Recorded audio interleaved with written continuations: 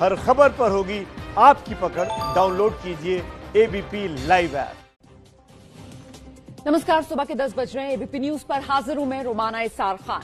जम्मू कश्मीर में चुनाव है, इसीलिए फिर से चीन और पाकिस्तान दोनों के नाम पर शोर है। दरअसल जम्मू कश्मीर में नगर निकाय चुनाव होने वाले हैं और उससे पहले एक बार फिर पाकिस्तान और चीन के नाम को लेकर सियासत तेज हो गई है, वार पलटवार तेज हो गया है। बीजेपी पहले ही गुपकार डिक्लेरेशन को लेकर जम्मू कश्मीर में विपक्षी पार्टियों पर हमलावर है। अब महबूबा मुफ्ती ने कल बीजेपी को हमले का एक और मौका दे दिया। पहलगाम के जंगलों में बकरवाल समुदाय के बीच पहुंची महबूबा मुफ्ती ने लोगों के बीच में केंद्र की सरकार को चेतावनी दी कि बकरवाल समुदाय के लोगों की जमीन को न छीना जाए। आरोप यह कि उनकी जमीन को छीनकर सरकार उद्योगपतियों को दे रही है। महबूबा ने केंद्र सरकार के फैसले को मुस्लिम विरोधी करार दिया है, लेकिन इस दौरान उनकी भाषा ऐसी थी कि यह समझ पाना मुश्किल नहीं था कि महबूबा केंद्र को आगाह नहीं कर रही हैं, बल्कि स्थानीय लोगों को हिंसा के लिए उकसाने का काम कर रही हैं, भड़का रही हैं। बीजेपी इसे लेकर पूरे गुपकार गैंग को घेरने के काम में जुट गई है।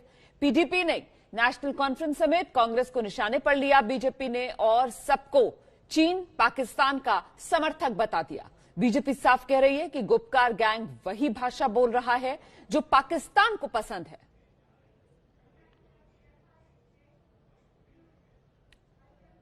तो जो पाकिस्तान को पसंद है वो भाषा बोलना पीडीपी की मजबूरी हो सकती है।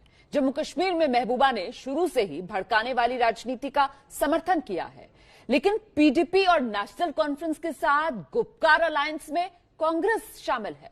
सब मिलकर निकाय चुनाव में साथ उतर रहे हैं, लिहाजा पीडीपी की भड़काऊ भाषा के बहाने बीजेपी को कांग्रेस को निशाने पर लेने का पूरा मौका मिल गया है।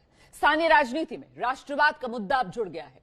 बीजेपी ने गुपकार को गुप्तचर कहा है। गुप्तचर का मतलब आप समझते ही हैं, सीमा पार के लोगों का समर्थक, जासूस। ये लोग, ये जो गुजर बकरवाल कम्युनिटी है, ये बहुत ही वफादार लोग हैं, बहुत ही अमन पसंद लोग हैं। मुझे लगता है इनको जानबूझ के मरकजी सरकार धकेल रही है कि ये इन्होंने आज तक किसी भी तशद्दुद में इन्होंने कभी भी पार्टिसिपेट नहीं किए। They have never opted for violence. I think कि इनको जबरदस्ती धकेला जा रहा है कि ये कोई सख्त कदम उठाने के लिए मजबूर ना हो जाएं। तो इसलिए मैं मरकजी सरकार से कहना चाहती हूं कि ये जो गुजर बकरवाल नोमैड्स कम्युनिटी है, इनके साथ छेड़छाड़ मत कीजिए। इसके नताइज आपको बहुत ही ज्यादा खतरनाक भुगतने पड़ेंगे। ये जो गुपकर अलायंस है उसमें कांग्रेस पार्टी भी शामिल है और कांग्रेस पार्टी का एक एजेंडा है अनुच्छेद 370 को वापस लाना। कांग्रेस पार्टी के अध्यक्ष, जम्मू कश्मीर के अध्यक्ष सोनिया जी और राहुल जी के कहने पर जिस प्रकार फारूक अब्दुल्ला जी से मिले और जो स्टेटमेंट जारी किया गया, उसमें एक लाइन लिखा गया है कि ये जो गुपकर अलायंस है उसका मुख्य उद्देश्य है कि जो लोग बाध्यतम फोर्सफुली जम्मू कश्मीर में कानून को थोप रहे हैं उन शक्तियों को हराना है। यह बहुत ही धिक्कार का विषय। इसी पर चर्चा करने के लिए हमारे साथ इस वक्त खास मेहमान मौजूद हैं। बीजेपी के प्रवक्ता आरपी सिंह साहब हमारे साथ मौजूद हैं। सुशील पंडित, कश्मीरी एक्टिविस्ट, इस चर्चा में हमारे साथ शिरकत कर रहे हैं और कश्मीरी पत्रकार माजिद हैदरी, आप देख सकते हैं, हमारे साथ जुड़ गए। माजिद हैदरी, ये उकसाने भड़काने का काम क्यों कर रही हैं महबूबा मुफ्ती? जी देखिए रोमाना साहिबा, उकसाने का काम जो है वो महबूबा मुफ्ती साहिबा ने शुरू नहीं किया। उकसाने का काम हमारी माननीय भारतीय जनता पार्टी ने शुरू किया, जब इन्होंने सबसे पहले कम्युनली अमेंडेड एक्ट, जिसको कि हम CAA कहते हैं, वो लाया। उसके बाद NRC की बात करी और कश्मीर से गुजर बकरवाल मुसलमानों को जो जंगल के रखवाले, अब उन्हें निकाला जा रहा है। तो अब क्या हम इस पर भी चुप्पी धारण करके बैठे कि हमें अचानक इन कंसंट्रेशन कैंप में पूरे भारत भर के मुसलमानों को और बाकी माइनॉरिटीज को एक कंसंट्रेशन कैंप में डाला जाए? क्या हम उस दिन का इंतजार करें? क्या हमें देश का संविधान बात करने की इजाजत नहीं देता? क्या देश का लोकतंत्र हमें बात करने की इजाजत नहीं देता? अगर नहीं देता है तो आप बता दें, इस मंच पे आरपी सिंह खालसा साहब बैठे हैं, इस मंच पे बता दें वो कि नहीं, तुम लोग मुसलमान हो या माइनॉरिटी के हो, तुम्हें इस देश में बात करने की अब इजाजत नहीं है, तुम लोगों को कंसंट्रेशन कैंप में बंद किया जाएगा। लेकिन मैं आरपी सिंह खालसा साहब को एक चीज बता दूं, आरपी सिंह जी, जब माइनॉरिटीज जेल में कंसंट्रेशन कैंप में जाएंगी तो आप भी उनके साथ होंगे वहां। आप मेरे कंसंट्रेशन कैंप में पड़ोसी होंगे कल को। इसलिए आप भी हमारे साथ जुड़ जाइए और हमारी सर, बात कीजिए, माइनॉरिटीज की बात कीजिए। माजिद हैदरी साहब, आप भी वही काम कर रहे हैं जो महबूबा मुफ्ती कर रही है। महबूबा मुफ्ती जमीन में जो बकरवाल है उनको डर दिखा रही हैं, यहां पर आप आरपी सिंह साहब को डर दिखा रहे हैं। सर इतना मत डराइए। आरपी सिंह साहब ने आपकी बात सुन ली, अब जरा उनका जवाब सुनिए। आइए आरपी सिंह साहब, वो कह रहे हैं कि साहब सीए एनआरसी, मतलब मुझे तो लग रहा था यहाँ मामला अनुच्छेद 370 को लेकर है, लेकिन माजिद हैदरी तो अपने जवाब में सीए एनआरसी कॉन्सेंट्रेशन कैंप सब ले आए। आपको अपना पड़ोसी होने की दावत भी उन्होंने दे दी, कॉन्सेंट्रेशन कैंप जो कथित तौर पर माजिद हैदरी साहब यहां पर विजुअलाइज कर रहे हैं बैठकर। जवाब दीजिए आप ही। जो इनके असली पड़ोसी, उनको इन्होंने क्या किया था? सुशील पंडित बैठे, कश्मीरी पंडित जो माइनॉरिटीज से कश्मीर में, उनकी क्या दुर्गति की थी उसकी चर्चा कर लेनी चाहिए, इससे पहले कि ये अपनी और दूसरों की चर्चा करें माइनॉरिटीज की बात। और माइनॉरिटीज सिर्फ मुसलमान नहीं, देश में माइनॉरिटीज और भी हैं, ये कश्मीरी पंडित भी माइनॉरिटीज हैं देश के लिए, पहली बात। दूसरी बात, असल में जितना ये बोल रहे हैं सबके सब जमीन हथियार लेंगे, मुसलमान इकट्ठे हो जाए, सब ये सबके सबको डर लगा हुआ है। मेरा मानना है गुप्तचर गैंग में जितने लोग हैं, वो अब्दुल्ला है, मुफ्ती है, या वो कांग्रेस पार्टी है, वो सबके सब एक कारण से डरे हुए हैं। मैं अच्छा शब्द में कहना पड़ रहा है, सांप बिच्छू नेवला सबके सब डर के मारे इकट्ठे हो गए हैं। और इकट्ठे क्यों हो गए हैं? क्योंकि उनको पता है 25,000 करोड़ रुपए का जमीन की बात करी थी ना, 25,000 करोड़ रुपए का जमीन का घोटाला रोशनी एक्ट के अंतर्गत हाई कोर्ट के ऑर्डर के से आदेश के अनुसार उसकी जानकारी इंक्वायरी हो रही है। और इनको डर लगा कि वो 25,000 करोड़ का जैसे ही घोटाला पूरा खुलता जाके सबको जेल जाना पड़ेगा। असली कहानी ये है। और इसके अंदर पाकिस्तान का एंगल भी जुड़ा कि वो जो भाषा पाकिस्तान बोलता है, वो पाकिस्तान यहाँ आकर पाकिस्तान की भाषा बोलते हैं, वो जो पाकिस्तान कहता है उस भाषा को यहाँ दोहराते हैं। और अफसोस है कि इसमें कांग्रेस इनके साथ मिल गई है। हम सोचते थे कि कांग्रेस आ रही हूँ, आपके पास आऊंगी। आरपी सिंह साहब अपनी बात बस पूरी कर रहे हैं, उसके बाद आपके पास आ रही हूँ। आरपी सिंह साहब जल्दी से सर 20 सेकंड में अपनी बात पूरी कर लीजिए। 5 सेकंड। और असली बात यह है कि ये जो सबके सब इकट्ठे हुए, किसके खिलाफ इकट्ठे हो रहे हैं? भाजपा के खिलाफ। इन्होंने कभी चुनाव कराया नहीं, पिछले 73 साल में इन्होंने निकायों के चुनाव कराए नहीं थे। क्योंकि अब हम लोगों ने कोशिश कर निकायों के चुनाव कराकर वहां की डेमोक्रेसी को गांव तक लेकर जा रहे हैं, पंच तक लेकर जा रहे हैं, सरपंच तक लेकर जा रहे हैं, और उसका पूरा प्रोसेस कर रहे हैं। सारी पीड़ा इनको इस बात की है कि इनकी जमीन वहां से निकल गई है, और इनको डर यह है कि जो जमीन के घोटाले किए उसमें पकड़े जाने वाले हैं। आप बड़ी बात कह रहे हैं सर। आम कश्मीरी की आवाज को मजबूती अगर बीजेपी एक राजनीतिक दल के तौर पर कश्मीर में दे रही है, तो क्या ये उसी की तकलीफ है जो ये गुपकार गैंग एक्टिव हो गया है? माजिद हैदरी आइए। जी देखें, आरपी सिंह साहब ने बिल्कुल सही कहा कि बीजेपी घर घर में जाकर के डेमोक्रेसी को ले जा रही है। ये असदुद्दीन ओवैसी साहब के घर भी डेमोक्रेसी ले गए कि आप लोग 5 सीटें बिहार में जीतें ताकि महागठबंधन हार जाए। तो वो काम माजिद हैदरी साहब, आपके कितने दर्द हैं सर? सारे दर्द का इलाज ऐसे 1 घंटे की डिबेट में नहीं हो सकता है।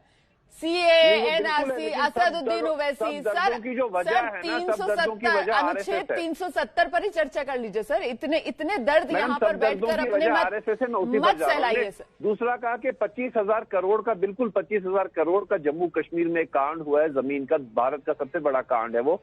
लेकिन वो जो कांड शुरू हुआ उसकी बुनियाद भाजपा की सरकार ने रखी। भाजपा और नेशनल कॉन्फ्रेंस की अलायंस थी उस टाइम जब वो कानून बना। तीसरी बात, ये बात कर रहे हैं कि कश्मीरी पंडितों के लिए मैंने क्या किया। 11 वर्षों से भाजपा की सरकार है जम्मू कश्मीर में, पिछले 30 साल की मिलिटेंसी में इन्होंने कश्मीरी पंडितों को वापस लाने के लिए क्या किया? 6 साल से तो कंटिन्यूअस अभी ये सत्ता में है, क्या किया इन्होंने वापस लाने के लिए? 219 पंडित मारे गए, आज तक ये भी साबित नहीं हुआ किसने मारे, किसने कश्मीरी पंडितों को यहां से निकाला, वो भी साबित नहीं हुआ। ऑनरेबल सुप्रीम कोर्ट ने कहा कि उसमें प्रोब नहीं हो सकता। क्या भाजपा सरकार एक ऑर्डर से प्रोब भी नहीं कर पा सकती थी? ये यहाँ पर बैठ के आज कश्मीरी पंडितों की बात करेंगे। मैं तो कश्मीरी पंडितों के हक की बात करूंगा, जो बात मेरा भाई सुशील पंडित भी नहीं करेगा। अच्छा एक मिनट अब आप सबके ठेकेदार बन जाइए। अब आप सबके ठेकेदार बन जाइए। आप कश्मीरियों के ठेकेदार, सीए, एनआरसी, मुसलमानों के ठेकेदार। अभी आप आरपी सिंह साहब को भी कह रहे थे कि आप भी मेरे पड़ोसी बनोगे कॉन्सेंट्रेशन कैंप में। अब आप सुशील पंडित जी से ज्यादा बेहतर कश्मीरी पंडितों के भी ठेकेदार बन रहे हैं। सुशील पंडित जी को सुन लें। अब आइए सुशील पंडित जी। जी रोमाना जी, क्या कहा जाए इनको?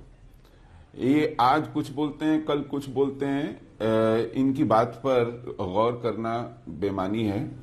सीधी सी बात है, अभी इमरान खान ने एक इंटरव्यू दिया है और उस इंटरव्यू में उन्होंने कहा है कि कश्मीर के जो पॉलिटिशियंस हैं मेन स्ट्रीम के, मुख्य धारा के जो राजनीतिज्ञ हैं वो कल तक एक दूसरे के साथ चुनाव लड़ते थे और प्रो इंडिया स्टांस रखते थे, स्टांस।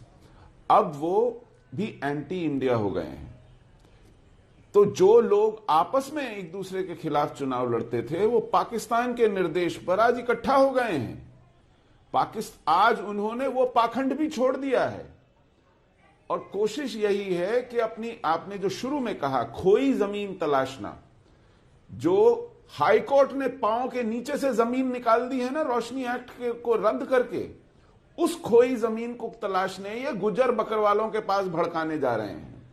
ये नहीं बता रहे हैं कि सरकारी जमीन की लूट में उनको शामिल करने का इन्होंने पाप जो किया था आज उसका भंडा फूट गया है। और जहां रही इन लोगों से हमदर्दी की बात, जो कश्मीरी हिंदुओं के लिए ये गाहे बगाहे हमारा भाई है, इनके बिना कश्मीर अधूरा है, इस तरह का पाखंड करते हैं, वो भी बहुत पहले हम लोग पहचान गए हैं। इन लोगों ने हमारे मंदिर और घर कब्जा लिए जी, और कहते हैं कि उन्हीं घरों में आके रहिए जिन पर हमने कब्जा कर लिया, जिनको हमने जला दिया, जिनको हमने खंडहर कर दिया, कहते हैं वहीं आकर के रहिए। ये है इनका पाखंड।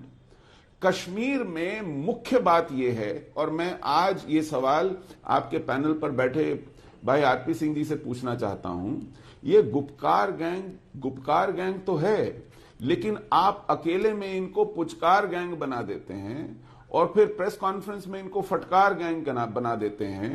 आप इनके साथ सीधे सीधे क्यों नहीं डील करते? आपने इन्हें सबसे पहले छोड़ा क्यों?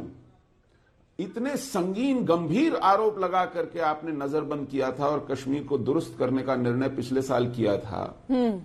इन लोगों के ऊपर आपने एक चार्जशीट नहीं लगाई, एक मुकदमा शुरू नहीं किया और इनको जहर उगलने के लिए छोड़ दिया। ये फिर कश्मीर को उसी आग में झोंकेंगे। सर बड़ा वाजिब सवाल है, सर बड़ा वाजिब सवाल है जो आपने यहाँ पर उठाया है।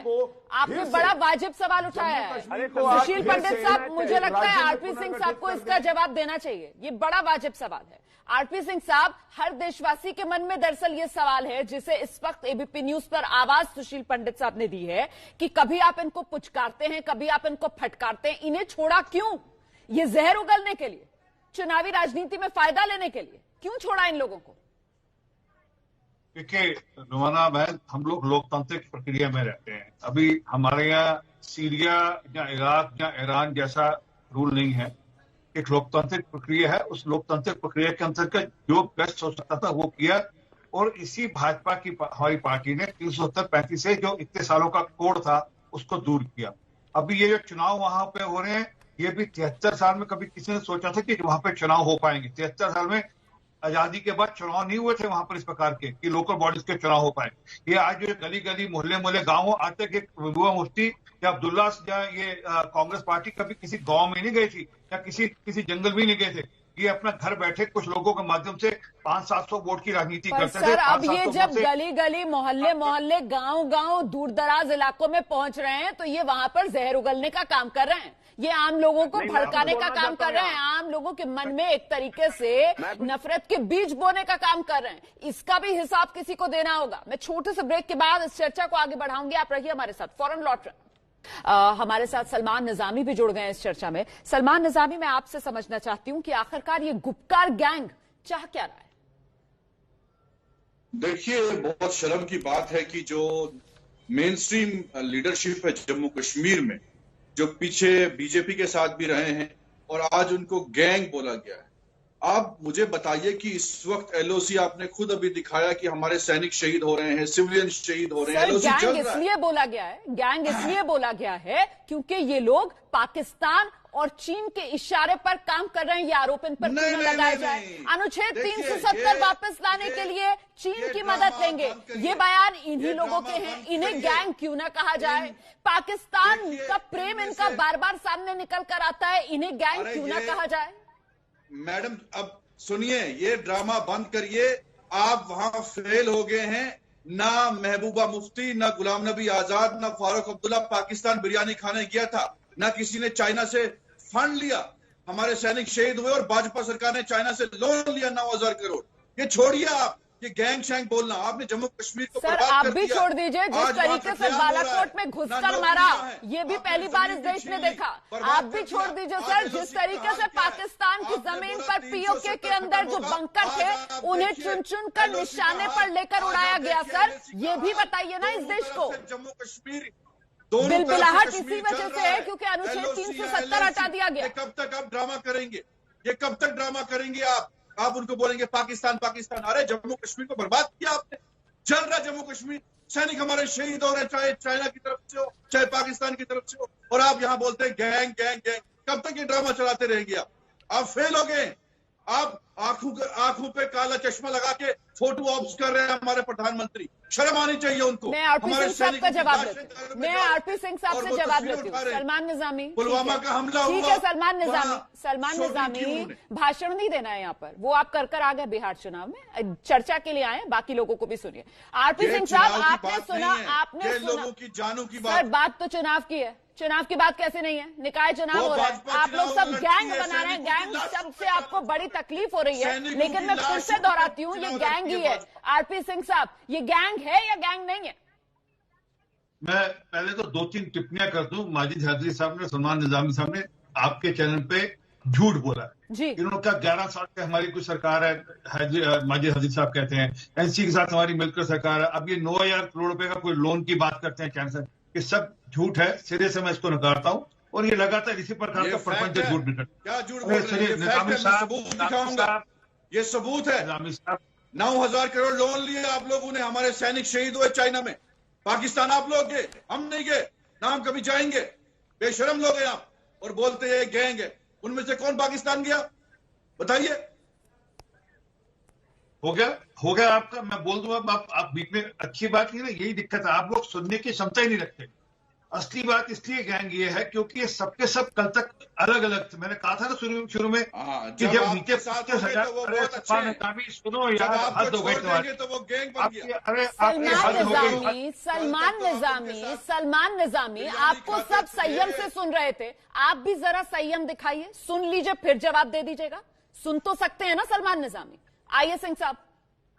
सच असल में बहुत चुभता है। मैंने इसलिए कहा कि गैंग इसलिए है कि कल तक ये जो अलग अलग आपस में लड़ते थे, झगड़ते थे, एक दूसरे के खिलाफ चुनाव लड़ते थे, नकली चुनाव वहां पे किए जाते थे, आज ये इकट्ठा होके पाकिस्तान चाइना के कहने पर इकट्ठे हुए। अभी सुशील पंडित ने बताया इस प्रकार पाकिस्तान में खुशियां मनाई जा रही इनके इकट्ठे होने पे, इसलिए गैंग है। इसलिए गैंग है कि कल तक सांप बिच्छू नेवला सब अलग अलग थे, आज डर के मारे कि नीचे एक 25,000 करोड़ रुपए का, जो मैंने वापस कह रहा हूं, असली डर इनको है कि 25,000 करोड़ का जमीन घोटाला है, इसमें हाई कोर्ट के अंतर्गत वहां पे इंक्वायरी हो रही है, उसमें सबके सब जेल जाने वाले हैं। हो सकता है सलमान इनकी भी कोई जमीन हो जिसमें घोटाला की, इसलिए ये भी आज आकर तक बोल रहे हैं। सर हम जम्मू कश्मीर से क्या ड्रामा, ये झूठ बेवकूफ बना रहे हैं लोगों को। आप जमीनें हम खाएंगे, अरे जमीनें आपने रोशनी एक्ट में कितनी जमीन खरीदी? आपका जो निर्मल सिंह है डिप्टी सीएम, उसने आर्मी की जमीन खाई है। आपका जो डिप्टी सीएम था उसने फौज की जमीन खाई है। आपने वहां पे जमीन, उसमें सीबीआई चाहिए। अरे तो खुश होना चाहिए ना भाई, रोशनी एक्ट जिस तरीके से निरस्त हुआ है, इसके बाद अब यहाँ पर बैठकर आरोप प्रत्यारोप से बेहतर है कि दूध का दूध पानी का पानी हो जाएगा, तस्वीर साफ हो जाएगी, इंतजार कर लीजिए। आइए माजिद हैदरी। ये दिवाली के जलते दियों के बीच कुछ घरों में अंधेरा था। ये मैं पंक्तियां समर्पित करता हूं शहीद की बेटी को, जो अभी आपने अपने टीवी चैनल पे दिखाई। मेरा तो सबसे पहले सवाल ये है कि हमारे देश के वीर जवान शहीद हो क्यों रहे हैं भाजपा सरकार में? 20 जवान लद्दाख में शहीद होते हैं, 5 जवान कुपवाड़ा में शहीद होते हैं, और भाजपा ना बातचीत कर पाती है ना जंग कर पाती है। ये भाजपा सरकार कर क्या रही है? शहीदों के खून की दलाली क्यों हो रही है इस देश में? आप मुझे बताइए, शहीदों के खून से आप सियासत कर रहे हैं यहाँ पे? आरपी सिंह जी, ये नहीं चलेगा। इस बच्ची को जवाब दीजिए, इसके पिता की हत्या क्यों हुई कुपवाड़ा में? जवाब दीजिए बच्ची को। कब तक यहाँ पे महिलाएं? मुझे आना पड़ेगा। यहाँ चर्चा में बैठकर चीखने चिल्लाने से कुछ नहीं होता। यहाँ बैठकर इस तरीके से सवाल दागने से माजिद हैदरी आप कुछ हासिल नहीं करेंगे। पलटकर सवाल आपसे भी पूछा जाएगा कि आप जिनके समर्थक बनकर यहाँ पर बैठे हुए हैं, उन लोगों की क्या नीति है, वो किस तरीके से सहानुभूति आतंकवादियों के साथ दिखाते हैं, और क्या ये उसका खमियाजा नहीं है। कुल मिलाकर 370 के नाम पर, उकसाने के काम पर, क्योंकि चुनाव होना है जम्मू कश्मीर में।